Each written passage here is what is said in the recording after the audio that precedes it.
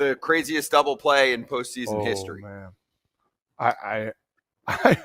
I didn't see it live, so I'm like so upset about it. I just remember getting some links on my phone, going in and out of service, and I couldn't see it. But oh my God, I have never seen somebody not score from dead center field against the wall, bounce off the wall to catch, and the runner at third didn't score. Are you kidding me? Oh my God! And who was it? Teoscar at third base. Mm-hmm. Listen, at the end of the day, great player.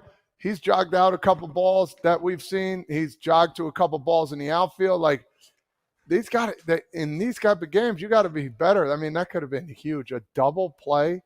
What was it? An 8-6-2 unassisted. Kratzy, as you said earlier in our meetings today, 8-6-2 unassisted. I don't think that's probably ever happened in baseball. I would love to call Elias up and see, but to not score from that, and you're a fast runner, like I could see Kratzy or I not making it there, but you got to know the rules, Scott. Once it hits the glove and you already go, tag up and go, even if he catches it. Teo's not fast, by the way. I feel like my guess is he was cooking home. Average-ish, but it doesn't matter. I mean, doesn't any big leaguer get home on that? He was cooking home. He looked like he was going 100 miles an hour, Kratzy. He was running for his life, that's for sure. And you know what the funny thing about the whole thing was? Who was the on-deck batter? Oh, my God. After Muncy. Kike? Kike. He's yelling to the dugout, it's a home run. It's a home run. He's saying to review it. He had no clue either. So everybody, it was just a pile of craziness.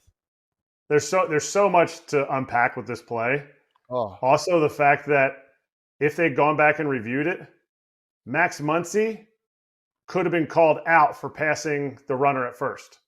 Because if you watch at the end of the play, Max has gone around first, and then I'm not sure who was coming back to first, maybe Freddie, because Will Smith went back to second. I doubt it was Freddie, but whoever it was coming back to first. Edmund. And Max was still in fair territory. So as soon as Freddie hits first as a live runner, batter's out for passing the runner in front. So technically, there could have been a third out that would have negated everything. But there's nobody will ever get thrown out from center field tagging up. That's just an auto, easy tag up. You joked about it. I today wouldn't get thrown out. If they started with the ball at the same spot as Sal Frelick and he throws it, as soon as he throws it, I start running, safe. There's no way. But because Teoscar went 2 steps off after he saw the juggle and he thought he needed to go back, his momentum stopped, went back to the bag, stopped again. And the biggest thing for me, credit to William Contreras. As much as some people could be William's kind of out there for himself. He's kind of flashy, emotional. He knew this play was a force out. If he goes to tag him at home, safe. Most guys are even Kike. Kike thought, no, you got to check that. It wasn't a catch. You're right, Kike, it wasn't a catch. That ball was a force out at home, and so good for William Contreras to stretch like it's a force out.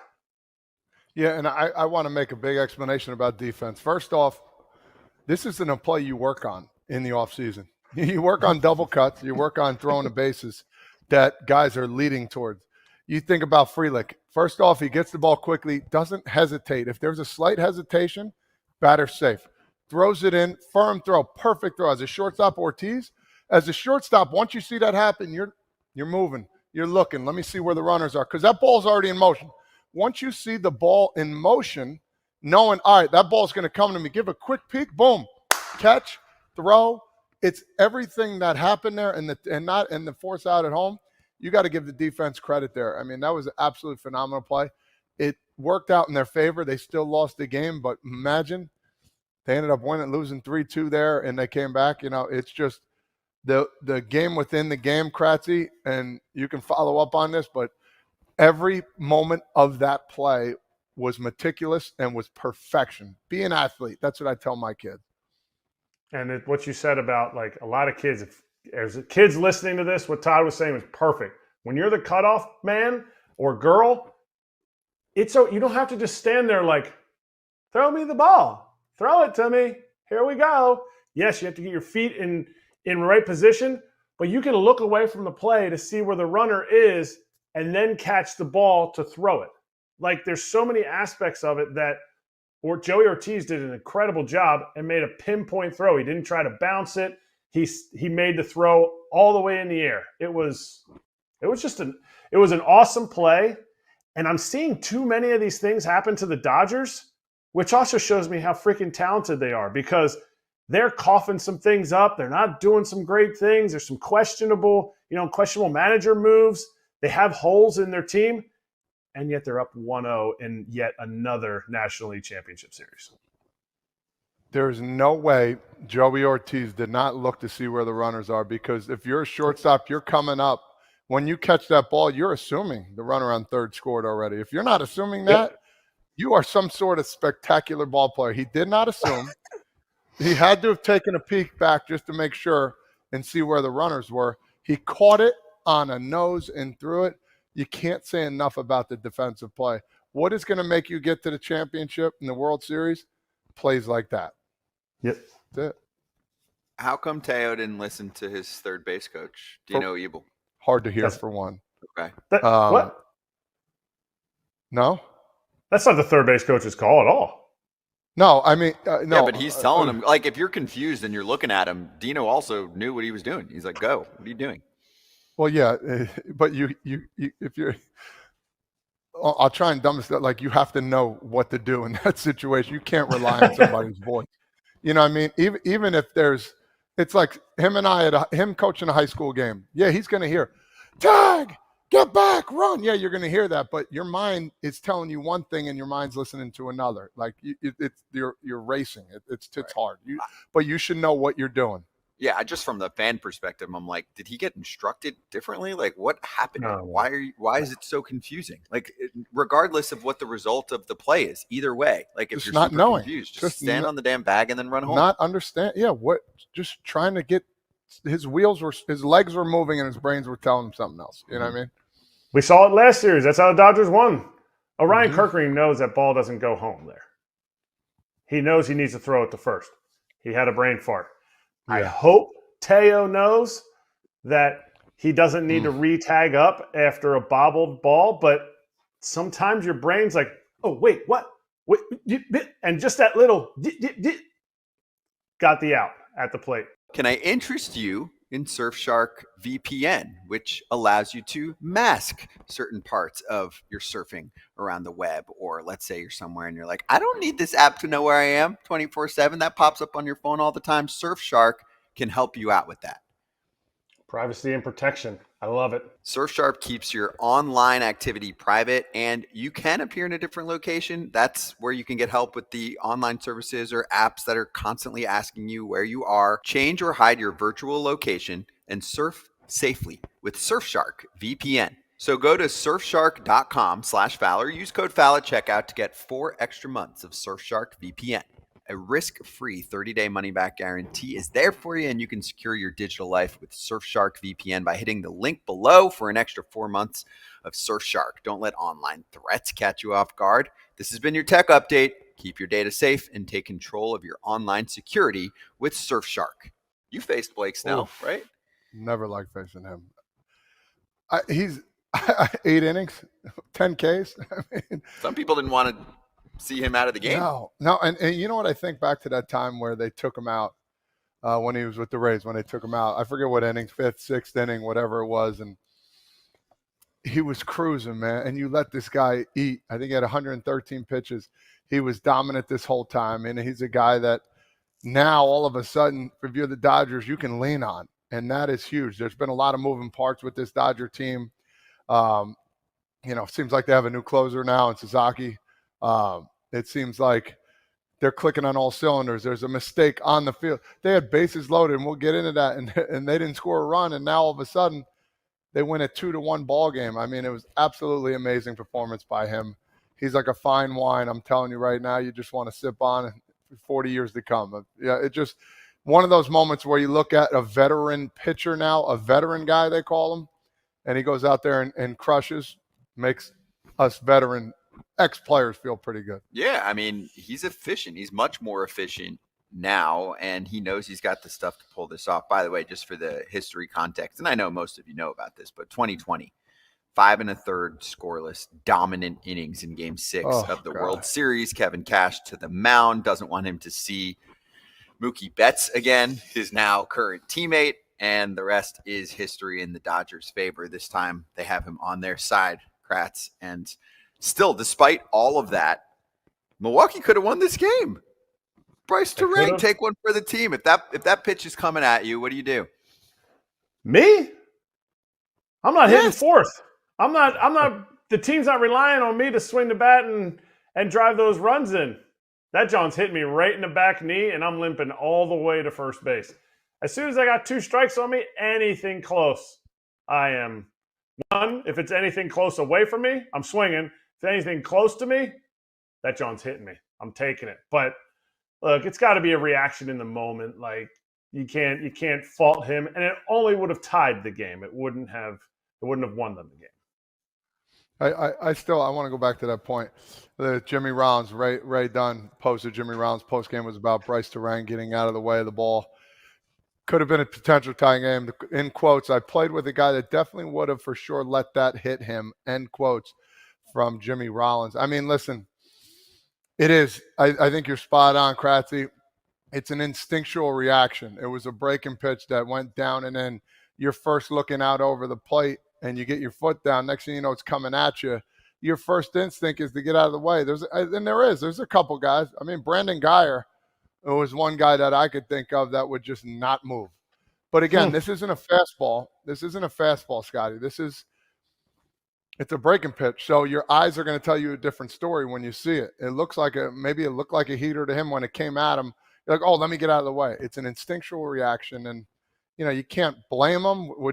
If you're a Brewers player or teammate, honestly, you want it to hit him, but at the same token, it's a reaction. You can't blame the guy for getting out of the way. You wish he didn't, though. Do you remember Martin Maldonado did this, where he would basically stand on home plate and take a Happy Gilmore hit? See the body? He did it. He did it Dorn in the postseason. He's like, yeah, I can't hit anymore. I'm in the 9 spot. So if this thing hits me, then great. So do you think Bryce Terang feels bad, or this is just what a major league player does instinct-wise? You're not thinking you're up at the plate. Biggest moment of your career. If you come through, what do I do if the pitch is about to hit me? Yeah, no, if they're thinking about that right now, because they lost the game because of that, they got bigger problems. So no chance. I think he woke up fine this morning, probably upset they didn't get the job done. He didn't get the job done, but other than that, move on. I think he thought about it right afterwards. You saw the pitch, him get out of the way of it, which, by the way, he only has 2 hit by pitches this year. So he's not a dude that hangs in there and is like, okay. Like some guys just never move. But you saw him, he was like, and he kind of like, as he stepped out, he's like, oh, yeah, like, okay.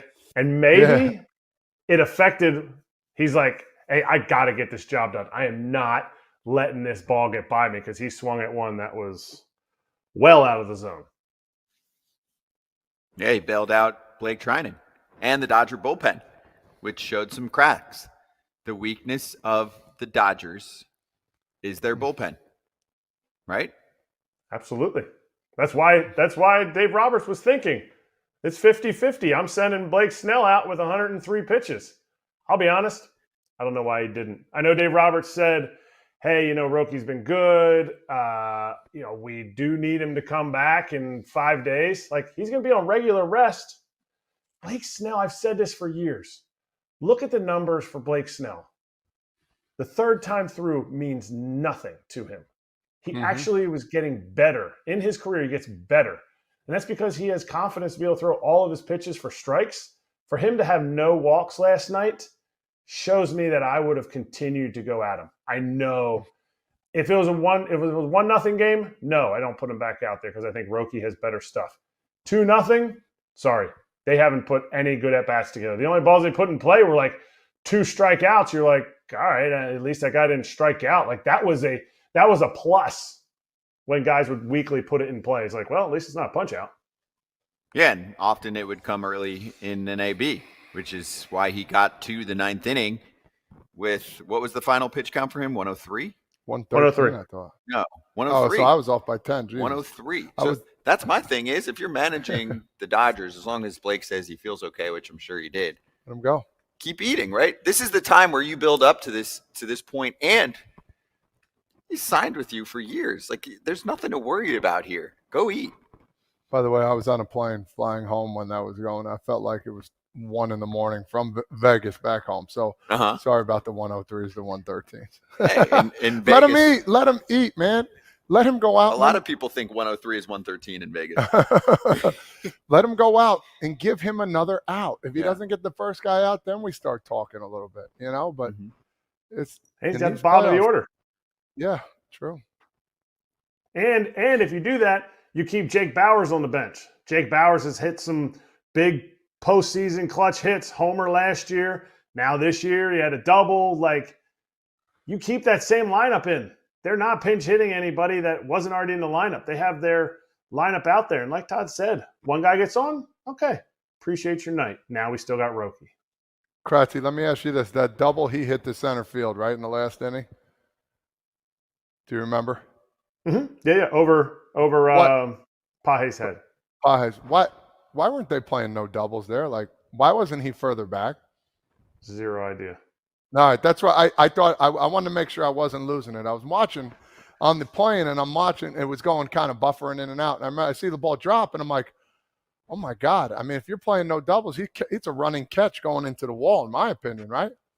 I mean, not even going. I think he stops before because I think it landed at the edge of the warning track. I'd have to go see it again because it bounced over. Like, that's the batter. Huge. It seemed weird to me. It seemed weird to me because it was like, they were playing him shallow pull, and in that case, you already have a runner on first. That run means nothing. Keep everything in front. I don't care if that guy goes first to home on a single to center because you're so deep. Let him score. Like, you keep him at first base.